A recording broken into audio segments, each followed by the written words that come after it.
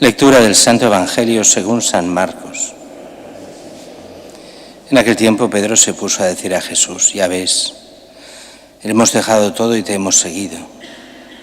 Jesús les dijo: en verdad os digo que no hay nadie que haya dejado casa o hermanos o hermana o padre o madre o hijos o tierras por mí y por el Evangelio que no reciba ahora en este tiempo 100 veces más, casas y hermanos y hermanas, madres e hijos y tierras con persecuciones, y en la edad futura vida eterna. Muchos primeros serán últimos, y muchos últimos primeros. Palabra del Señor. Gloria a ti.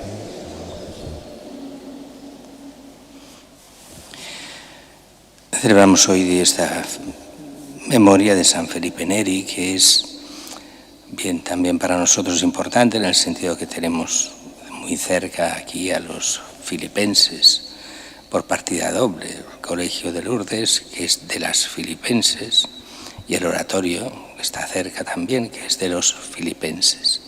Todos teniendo este patronazgo especial de San Felipe Neri. San Felipe Neri, sabéis que es este santo del siglo XVI y que es un tipo todo especial, toscano. En teoría los toscanos son gente seria, en el sentido de que no es, en Italia se dice hacer las cosas a la romana, quiere decir hacerlas así a bulto, mientras que cuando se dice la toscana es que se hacen más serias, en principio.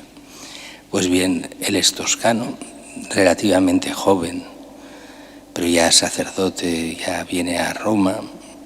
En Roma no tiene un cargo especial, sino que una iglesia abandonada prácticamente, y él allí la asume y empieza a hacer este oratorio que la gente nos ha vendido que es solo para los niños, pero no es solo para los niños. Es niños, familias, adultos, todos. Pero lo hace de una forma muy informal, no tiene... Hemos de pensar que son momentos difíciles porque Roma en aquel momento está en pleno barroco, todo ha de ser perfecto. Los jesuitas han dado en ese momento allí ya un toque a lo que ha de ser Roma, todo muy,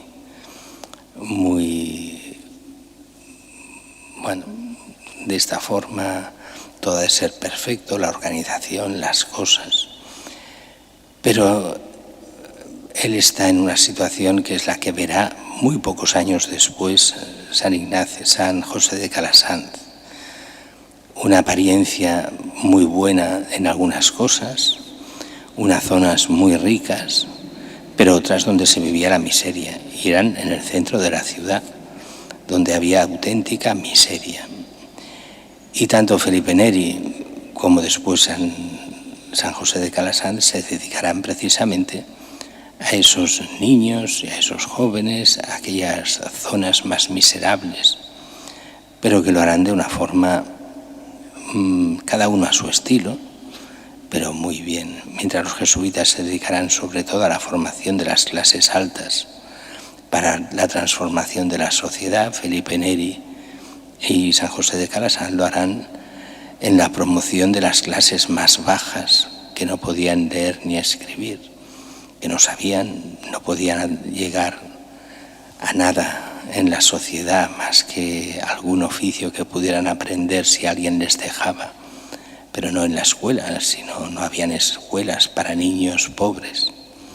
El oratorio será una especie de semiescuela, aunque no es una escuela, pero sí que es escuela en el seguimiento a Cristo, y San José de Calasanz hará la primera escuela para pobres del mundo, allí para pobres, no una escuela donde todos puedan ir, sino esa escuela de los más pobres con el lema de piedad y letras. Felipe Neri será al principio despreciado por todos, un cura que hace cosas raras, un cura que está en una parroquia, una iglesia pequeña, una iglesia que destartalada, con unos niños maleducados, pero se dedica realmente a evangelizar a los más pobres. No quiere decir con eso que los ricos no sean bienvenidos, pero los suyos son la gente que necesita que nadie se ocupa de ellos. Y en ese sentido, sobre todo los niños de la calle de aquella época, que habían muchos, pero también aquella gente más o menos normal, pero un poco alejada, y que él va acercando a la fe. Aunque también él irá por los peores barrios de Roma y en situaciones muy duras irá bautizando, irá consiguiendo conversiones, irá hablando con los niños, llevándolos al oratorio, hará de todo. Y poco a poco se empezará a reconocer la labor de él, pero no por la gente importante, hasta que es el mismo Papa el que le llama. Y resulta que el Papa, un franciscano, tenía una forma de hacer muy curiosa. El Papa, por las noches, algunas noches, salía vestido de franciscano e iba por los barrios bajos de la ciudad, entraba muchas veces en lo que hoy diríamos los bares, y allí oía todos los comentarios sobre los políticos, pensemos que aquello eran estados pontificios. El Papa era, entre comillas, el rey, y el gobernador general, pues oía todo lo que se decía sobre los gobernantes, sobre las injusticias, y de esta forma él actuaba. Y de esta forma, yendo así por las noches en los peores barrios, a veces, o no tantos, allí se encontró con Felipe Neri, que iba de casa en casa, a veces para pedir limosna, pero en otros casos para ir a evangelizar aquellas situaciones más difíciles. Y se hicieron amigos, pero sin que Felipe Neri supiera que era el Papa.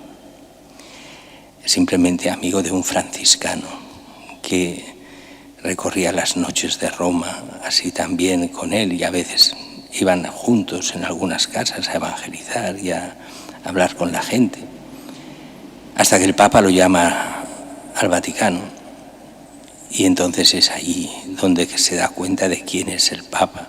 En aquellas épocas no habían fotografías, la gente no conocía personalmente al Papa, no había televisión, no había nada de esas cosas. Y en el momento en que el Papa lo hace conocer públicamente, entonces cambia toda la imagen sobre Felipe Neri. Pero Felipe Neri lo hará siempre por Cristo y por nadie más. Y así tiene sentido este Evangelio de hoy. Lo hemos dejado todo y te hemos seguido. Tendréis 100 veces más de todo aquellos que me sigan, pero sobre todo también persecuciones que tuvo, y bastantes, y desprecios, Felipe Neri, y en la edad futura la vida eterna. Y se cumple aquí esto de Felipe Neri: muchos primeros serán últimos y muchos últimos primeros. Para muchos él era el último cura, pero pasa a ser de los primeros en el reino de los cielos.